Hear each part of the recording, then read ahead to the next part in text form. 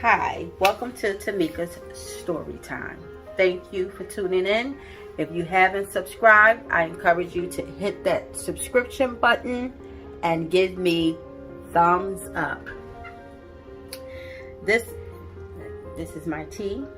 I like to start off with presenting my tea with my super greens from Live Good. I encourage you to have your tea, coffee, whatever it is you like to drink, but I encourage you to take the super greens or the super reds or what have you to whole body cleanse. Okay, somebody asked me, is it about tea or story time? And it's about a little bit of both. Bear with me.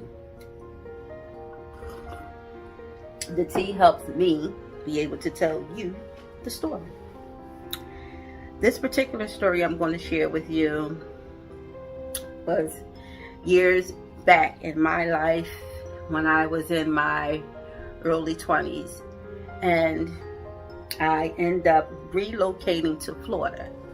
I relocated to Florida for my then fiance at the time that I was seeing and engaged to, and I'm going to refrain from saying this person's name, but I will say that we're going to call him Calvin.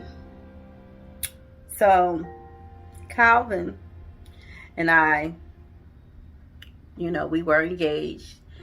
I was coming from Philadelphia to move to Florida to be with him, but my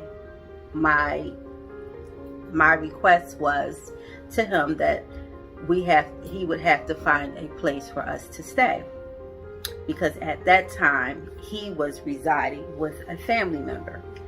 So that was understood, and so it took time for him to do that, about 6 months to 6 to 8 months.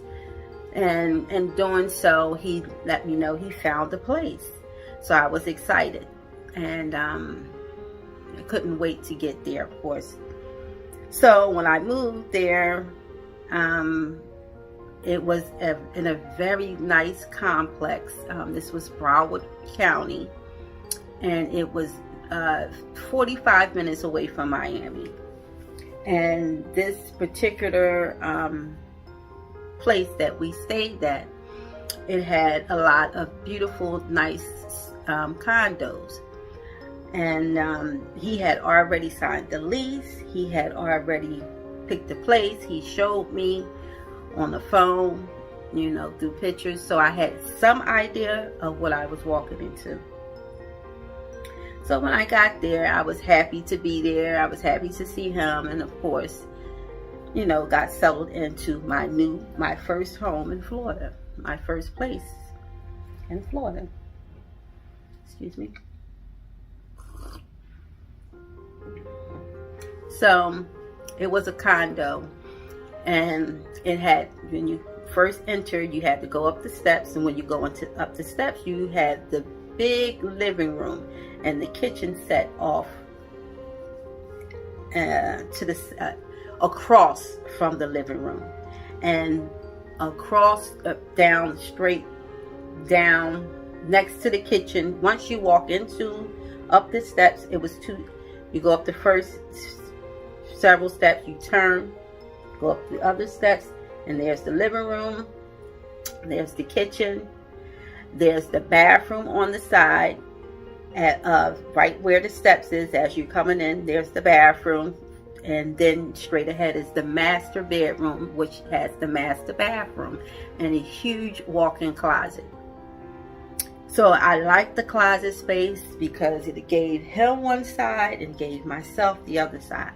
So I liked that, and I liked the fact that it had the shower and the bathtub. So I liked the room, the master bedroom setting, and the whole overall. So I liked the apartment, and I was getting comfortable in this apartment. While he went to work, he did his thing during the daytime, so that left me with a lot of time by myself in this place. So throughout the day, I would do my things what I do, do a little cleaning, cooking, go to the store, come back. And this particular day, I wanted to just soak in the tub. So when I do that, I like to light candles, and I had the candles burning. Had my scented candles, I had the bubble bath, and I was just relaxing in the tub. And as I'm relaxing in the tub, I, put my head back to sit in the tub. Ladies, when you do that, you're relaxing and you're in a very deep, or, it's a very comforting, if you will, moment for you. So, and that's where I was. And as I'm laying there, and my eyes closed, and I have the music playing, and the candles lit, and I'm laying there, and I'm feeling something, fingers in my head, like giving me a massage as I'm laying there. And the massage was so therapeutic that it just helped with the warm water and the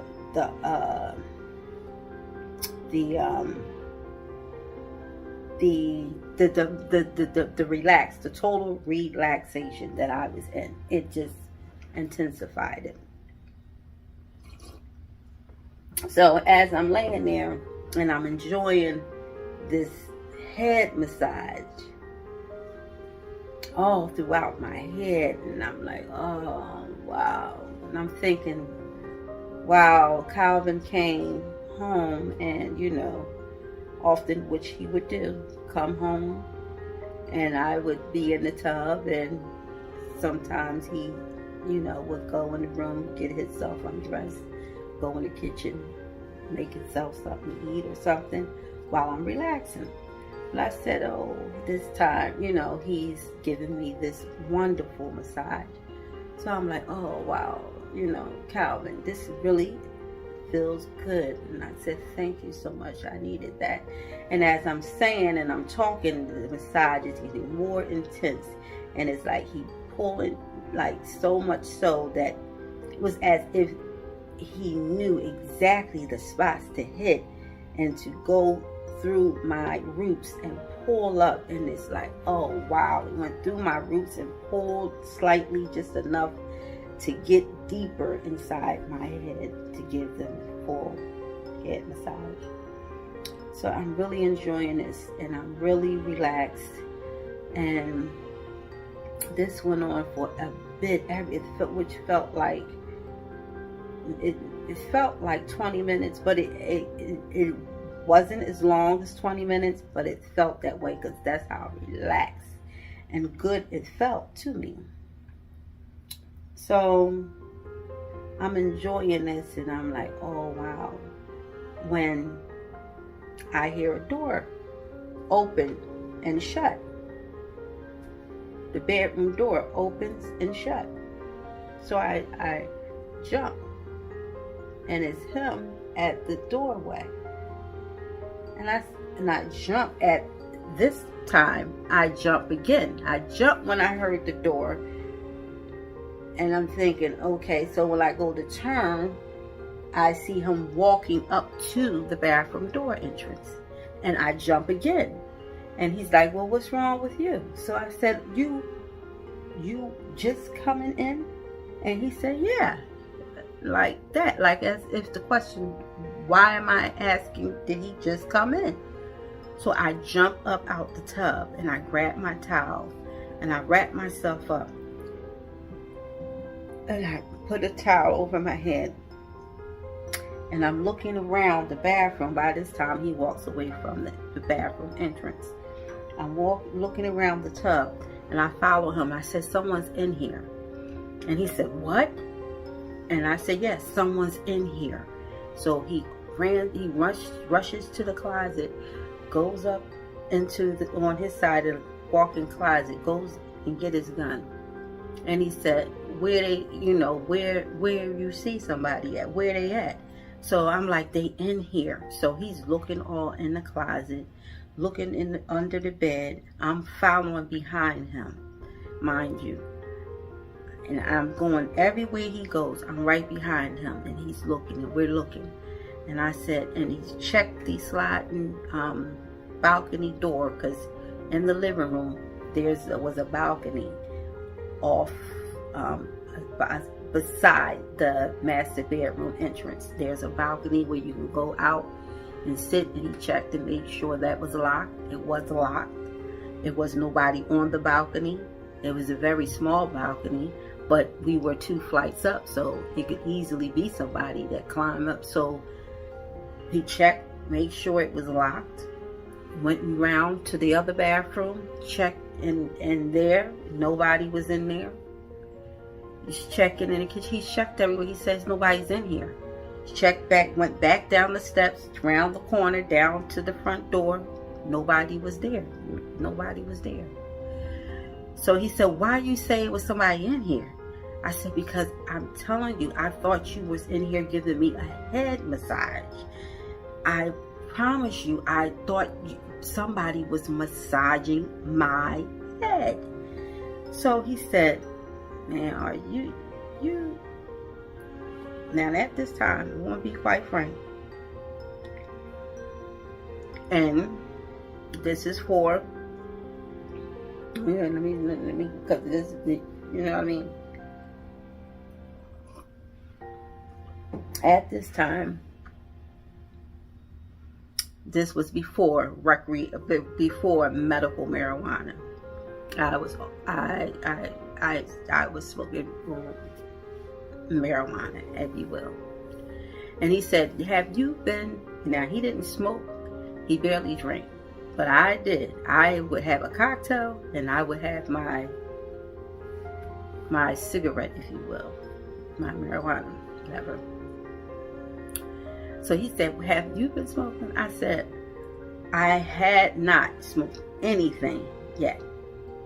But after that, I assure you that I did. Okay? And I don't encourage drugs. Let me put a disclaimer out. I do not encourage drugs, but if you have to take what you have to take, medical marijuana, I'm all for it, whatever. I never did any other drug outside of that. Just to be clear. So he said, have you? And I said, no, I didn't smoke anything yet. So he was thinking, okay, sure. So, okay, he left it alone. Okay. And I pretty much shook it off. But I didn't, because I know what I felt, and I know what I experienced. So I didn't really shake it off, but I didn't bring it back up. I left it alone.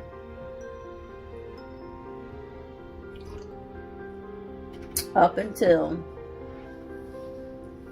a week later, again, he was gone. I was in the kitchen at this time, and I was preparing spaghetti, if you will. I was cooking. I was boiling my noodles, and I'm chopping up my onions, and I got the music playing, and I had the little candle, little scented candle burning on the countertop. And as I'm chopping the onions up, the candle blew out. So I'm like, why did my candle just blow out? It was no wind. I didn't have the window open. There was nothing circulating that could just blow my candle out. So I continue on, and I relight the candle. You know, it is what it is. It might have, a strong wind may have come. I'm trying to rationalize this situation. You know, it might have happened. So I relit the candle and continued on. The music's playing. I'm moving around the kitchen, and I'm going in and out the refrigerator. I turn back around, the candle's out again. So at this time, it got my attention. So I'm not lighting that candle anymore.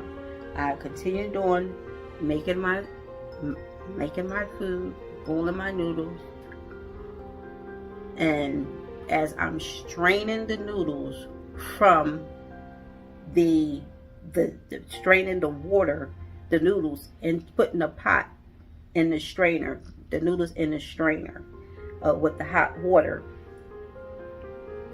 I had the stove still lit for my sauce, which was cooking on the other end, the other eye of the stove. And the one that I turned off was from the noodles, me cooking the noodles. So I'm pouring the noodles into the strainer, if you will, in the zinc. When I come back, both of the eyes are turned off. The sauce is turned off. The one that I had turned off was off. So I'm saying, now I know that this sauce I had this on. Now why is it turned off? So again, I turn it back on and I proceed on with my cooking. Now I hear running water. And I'm thinking, now where is the water? I didn't leave the water running in the zinc, and the sauce is boiling, bubbling up. I had put my onions in there, I put my green peppers in there, put everything in my sauce, and it's simmering.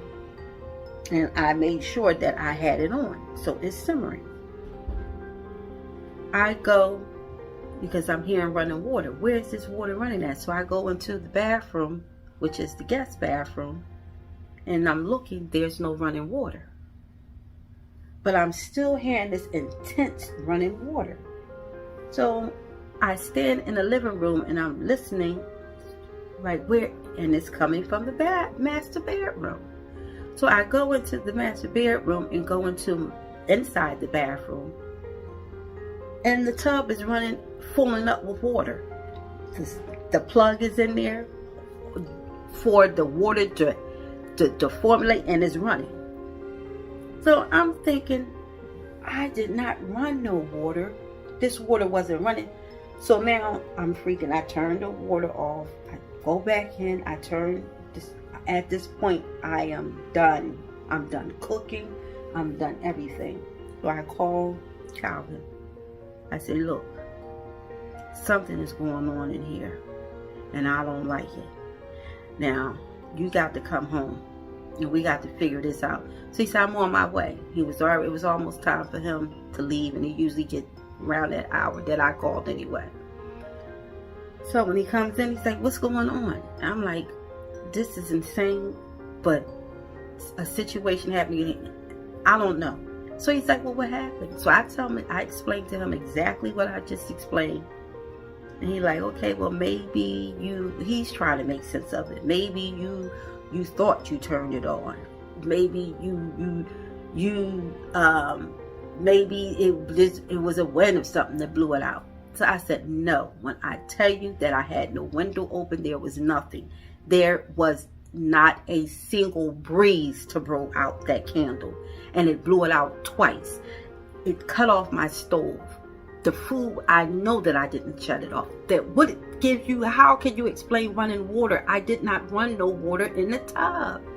So I'm explaining all this to him, and I'm like, you have to go and find out what's going on. You said you got this apartment for a very cheap price, and this apartment's been vacant for a while. Something happened in here.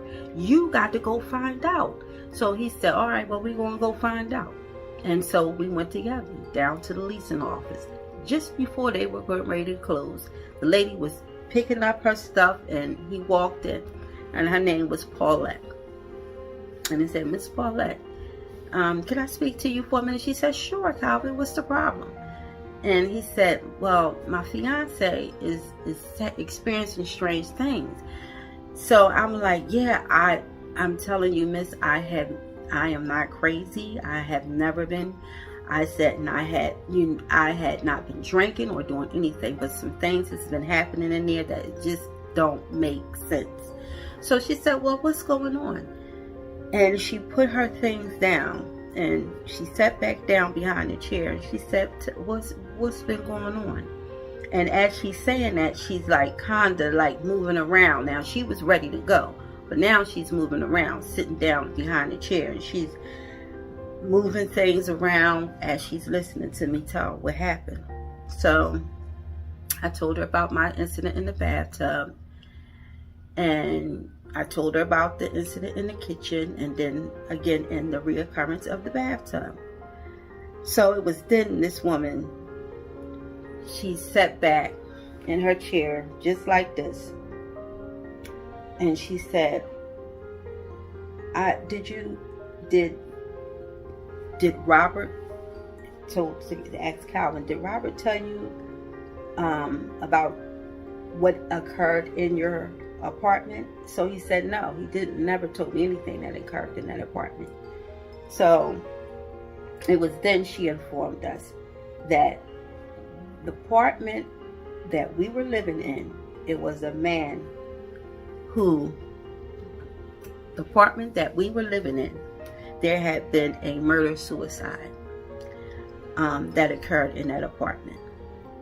The man who drowned his wife in the bathtub before killing himself, initially shooting himself in the head in the bedroom, due because he found out that this woman who had moved in just 2 months prior to her demise, him killing her, was pregnant.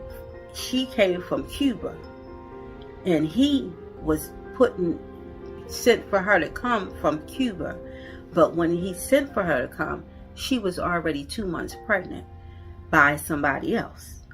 And this man found out that she was pregnant, and while she was taking a bath, he drowned her. He came home and drowned her and killed himself.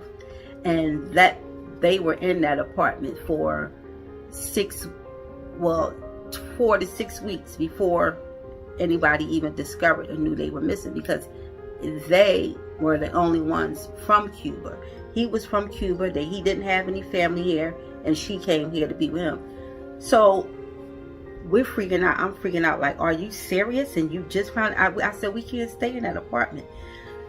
So it was like, she was like, this is something that you're going to have to talk to Robert about. You signed a lease, a year lease. If you can wait it out for a year, and then we can work on finding you guys another place. This is something that can be, worked out, but we would have to work this out slowly. So I said, yeah, but because we can't stay, I don't feel comfortable being in there. He said, I gotta work. She can't be in there by herself if she's going to be living in fear. And I said, exactly. So with that understanding, this woman was adamant that she would talk to her boss, if you will, about reassigning us another place. And they did.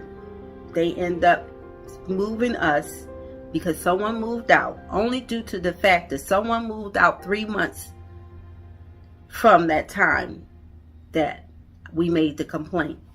And he just transitioned us over to that place. And it happened to be the same exact size that we were in. So I say that was an experience. That was the first really paranormal experience that I had experienced. But that was something that I'll never forget, because it was so real, and the fact that to actually have something touch you that you cannot see, and I've heard of it, but I've never experienced it until that time. And it was a really freaky experience. And I was the whole 3 months that I was there, I actually spent most of the time on the outside while he was at work. I wouldn't stay in there by myself. That's how petrified I was. And it was like I was a shadow behind him, because where he moved, I moved. Just like that. Yeah. When he moved around in that condo, I was right behind him until we got into the new place, which say it was a very different experience, a very calming, loving, warm experience for the remainder of that year. And I would like to say that thank God that because I do and I always have been spiritual, you can be, yes, I was smoking pot, and that was a part of what I enjoyed doing. I was not under the influence at the time where those incidents occurred. And just to be clear on that, and because I did and always have had and will remain with a spiritual connection to my Lord and Savior Jesus Christ, who protects me even in harm's way, that's all that was done, is that it was a touch of my scalp, massaging it, and thank God it was nothing else. I wasn't pushed, I wasn't bit, I wasn't kicked or anything like that. Those things that happened in the kitchen could have been worse. And I give that acknowledgement and understanding to my spiritual connection, and having that spiritual connection around me, that it would not allow me to be harmed by the spirit of pain and hurt and desperation. I don't know what it was, but it didn't want me to be lighting no candles in the kitchen, and it didn't want me cooking in there. It had a problem, and I don't know if it was the woman. I don't know if it was the woman or not, but I know that it was somebody did not want me burning no candle in that kitchen, and they didn't want me cooking in there. And so with that, we did a lot of ordering out for a good 3 months. So I say, for this particular situation, you just have to stay rooted in your spirit, because it don't matter what corner of the world you go to, God goes with you. You take God everywhere you go. I don't care what under what influence you may be under. You take God with you, because He is the only one that's going to keep you safe and protect you out of any and all elements that you might be in. When you can't protect yourself, He's there to make sure that you are protected. So I say, with this, I hope that this was a blessing. I have many more stories to share with you, and testimonies, if you will, and I intend on doing so. I say that you be a blessing to someone, and I will continue to be a blessing to you. Stick in with your girl. You won't be disappointed. Speak with you later. God bless.